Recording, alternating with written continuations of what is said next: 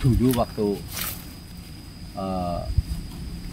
si macan jadi-jadian itu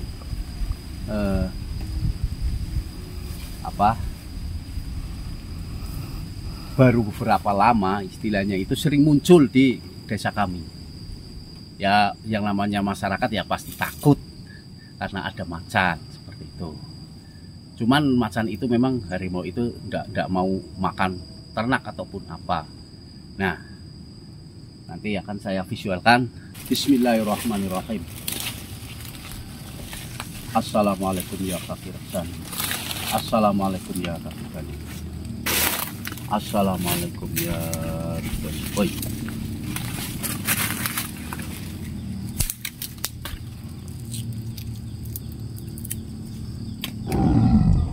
Allah sudah terhubung dengan suara harimau.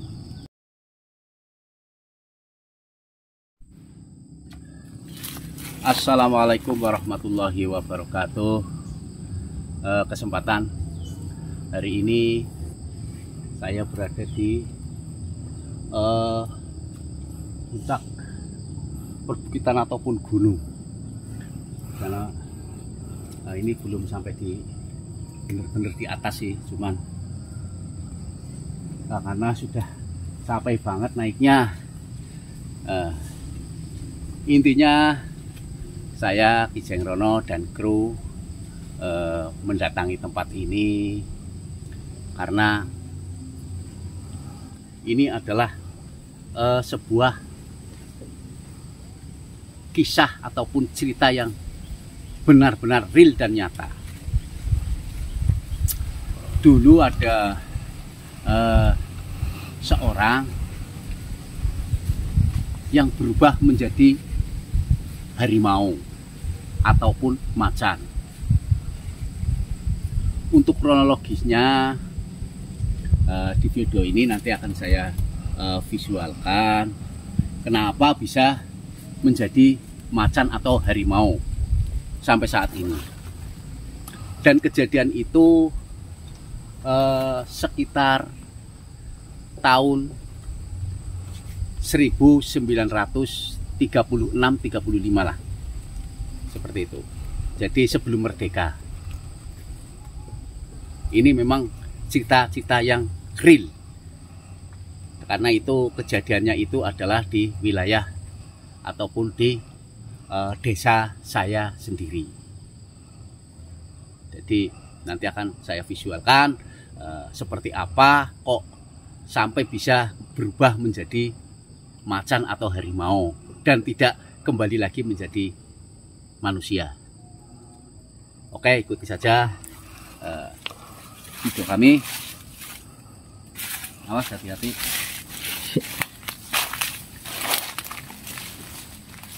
Ini karena pada umumnya kan macan itu memang atau harimau itu adalah hidupnya di hutan, bahkan harimau itu adalah si raja hutan. Hanya saya visualkan di hutan juga.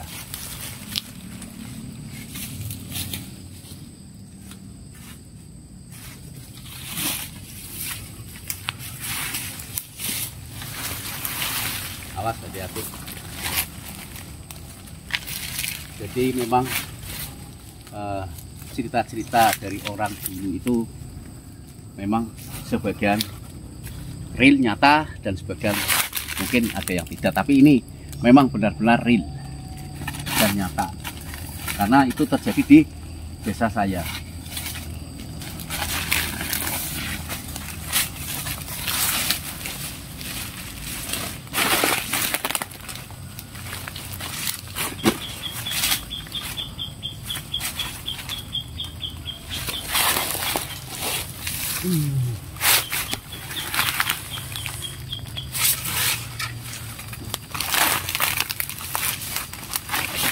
Mas kameramen, itu memang panorama alamnya ataupun hutannya sangat indah sekali.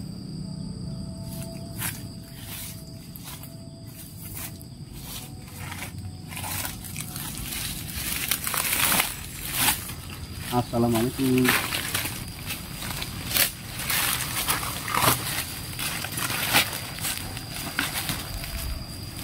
Assalamualaikum.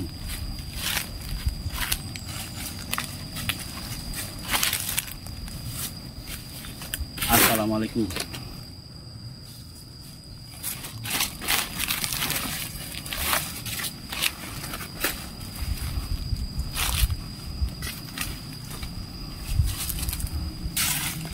Assalamualaikum.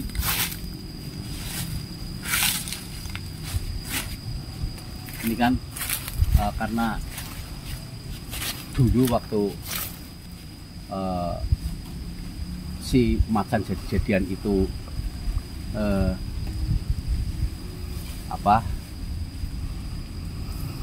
baru beberapa lama, istilahnya itu sering muncul di desa kami.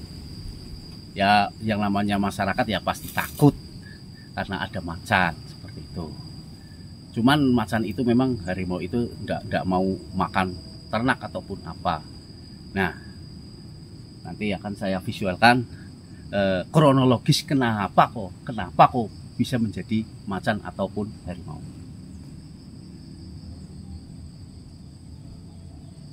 Kalau menurut orang-orang sih di sekitar sini sering terdengar suara harimau atau macan. Coba saya akan coba untuk berkomunikasi. Bismillahirrahmanirrahim. Assalamualaikum ya kafir sani. Assalamualaikum ya kafir sani. Assalamualaikum ya oi.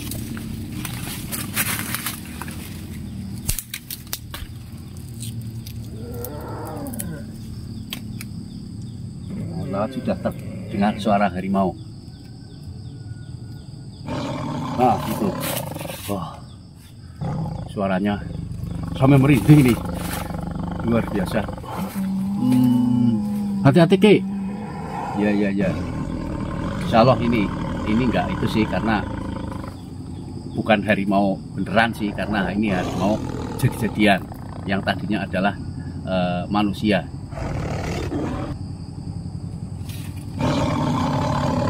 Tuh suaranya semakin dekat. Coba nanti coba saya panggil. Nah, dekat sudah di sini. Nah itu suaranya, kan?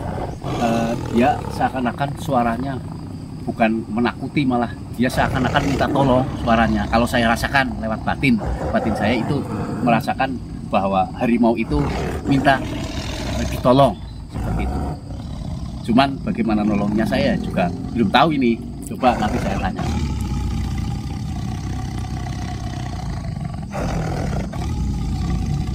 Sebentar sih. Nah, suaranya. Ya. Assalamualaikum, Mbah. Bisa jawab dia. Waalaikumsalam. Berarti memang benar-benar manusia ya, Ki? Iya, itu manusia. Mohon maaf, Mbah. Saya mohon maaf ini ganggu waktunya. Panjenengan itu kalau menurut cerita dari warga desa saya ataupun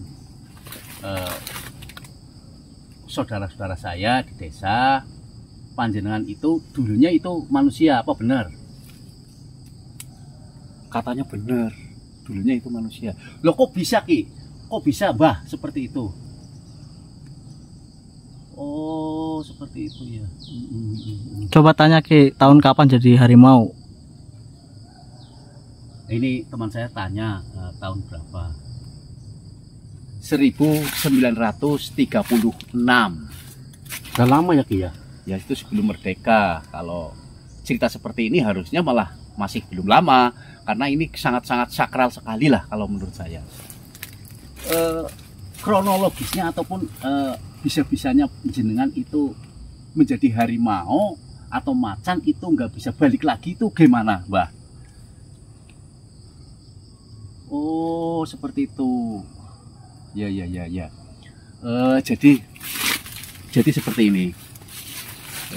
Oh sebentar, ini namanya siapa ya namanya? Oh, namanya Geger. Namanya Geger. Geger. Itu nama asli ya, Mbah? Iya, katanya namanya asli, namanya Geger. Jadi seperti ini. Tadi bilang si Mbah Geger itu dia kan ikut orang lah, cara kalau orang dulu itu ngewula istilahnya ke orang kaya lah, wong sugih. Nah, suatu saat wong sugih itu ataupun si orang kaya itu sakit seperti itu. Kalau orang-orang dulu itu kalau namanya orang kaya biasanya pegangannya juga banyak. Termasuk kalau yang namanya orang dulu lah, orang Jawa itu bahasa Jawanya itu garing silite ataupun suka bertirakat ataupun bertapa. Seperti itulah, kebetulan ini si orang kaya itu pas sakit dan dia yang cara istilahnya orang Jawa itu sing ngrumati lah, intinya yang merawat seperti itu. Nah terus gimana Mbah, kok jenengan bisa sampai jadi macan ndak bisa kembali jadi manusia? Oh seperti itu. Jadi gini, waktu itu bendaranya ataupun juragannya atau kalau zaman sekarang itu bosnya itu sakit, kakinya nggak bisa untuk berjalan lah. Waktu itu cuma sakit kelihatannya yang itu cuma seperti itu. Kalau zaman sekarang mungkin stroke. Dan dia disuruh beli obatnya di Surabaya katanya, begitu ya. Nah iya, di Surabaya antara jarak dari rumah saudagar itu atau orang kaya itu sampai ke Surabaya kan jauh, bukan cuma ratusan kilo, bahkan ribuan kilo. Nah di situ si Mbah Geger itu disuruh beli obat ke Surabaya. Obatnya itu kalau dulu itu yang buat lulur itu pakai candu katanya. Pakai candu, saya sendiri belum tahu candu itu seperti apa. Ini katanya pakai candu. Kalau itu kebetulan candunya pas habis seperti itu untuk memboreh atau melulur kakinya, jadi tidak bisa berjalan. Nah, ini Mbah Geger katanya diberikan suatu bendanya adalah kantong macan seperti itu. Nah, dia langsung disuruh ke Surabaya malam itu juga karena itu sekitaran jam berapa Mbah? Sekitaran jam 3 pagi. Nah, oh iya ya. Jadi terus si Mbah Geger itu dikasih sebuah kantong macan, namanya itu kantong macan. Terus gimana Mbah? Nah katanya terus disuruh memakai kantong macan itu di jempol tangan buat terbang ya Ki. Nah itu mungkin seperti itu, coba nanti tak tanya. Nah itu fungsinya untuk apa Mbah? Oh untuk apa ya, mempercepat perjalanan. Jadi dulu belum ada kereta sih ya Ki. Jadi istilahnya untuk mempercepat perjalanan setelah dipakai langsung berubah menjadi harimau seperti itu, katanya seperti itu. Dan kok bisa sampai ke alamat yang mau dituju di Surabaya? Oh katanya sudah angan-angankan di situ. Karena sudah pernah diajak ke sana sama juragannya juga pakai pakai kantong macan itu dan suruh naik di punggungnya. Nah terus kok nggak bisa balik lagi ke Mbah?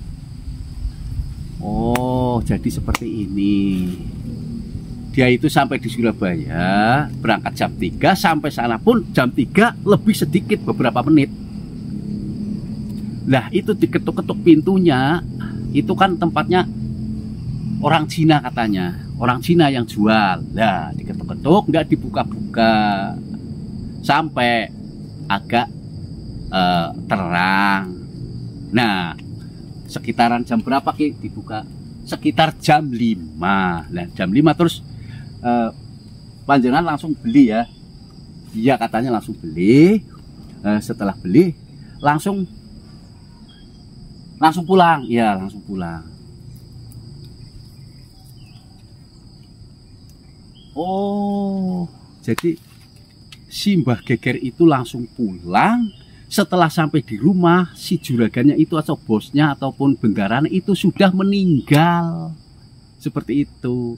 Jadi dia tidak bisa balik lagi seperti itu. Oh, seperti itu. Ya, kalau saya suruh menolong ya gimana ya? Mau menolongnya menolong yang bagaimana? Coba. Nah, itu kelihatan kan itunya. Oh, itu yang di depannya itu kelihatan, yang kantong macannya ya, Mbah? Oh iya, itu katanya kantong macannya. Nah, terus bagaimana? Oh, saya nggak berani nanti kalau saya pakai malah saya nggak bisa balik lagi kayak panjenengan. Waduh, ya saya cuma bisa mendoain saja. Nggak bisa kalau saya suruh nolong itu, nggak bisa, gimana ya? Oh ya. Oh, ini jadi seperti ini. Beliau Mbah Geger cuma berpesan untuk memintakan maaf kepada saudara-saudaranya yang masih hidup ataupun yang sudah meninggal, seperti itu. Kalau yang sudah meninggal ya suruh didoakan seperti itu. Dan mengatakan bahwa si Mbah Geger itu minta maaf karena memang dia tidak bisa kembali lagi karena sudah terikat oleh mantra ataupun doa yang ada di kantong macan tersebut. Berarti selamanya jadi macan atau harimau ya, Ki? Ya, mungkin seperti itu. Ya, wallahu a'lam, saya sendiri tidak tahu. Mudah-mudahan beliau juga selalu diberikan rahmat dan kasih sayang dari Allah Subhanahu wa taala, karena Allah itu kan Rabbul Alamin, Rabbun Nas dan Maliki Yaumiddin. Bukan Tuhannya cuma Tuhan kita saja. Jadi Tuhan seru sekalian alam. Jadi seperti itu, demikian kisah ataupun sebuah kisah yang benar-benar nyata yang terjadi di kampung kami. Oke,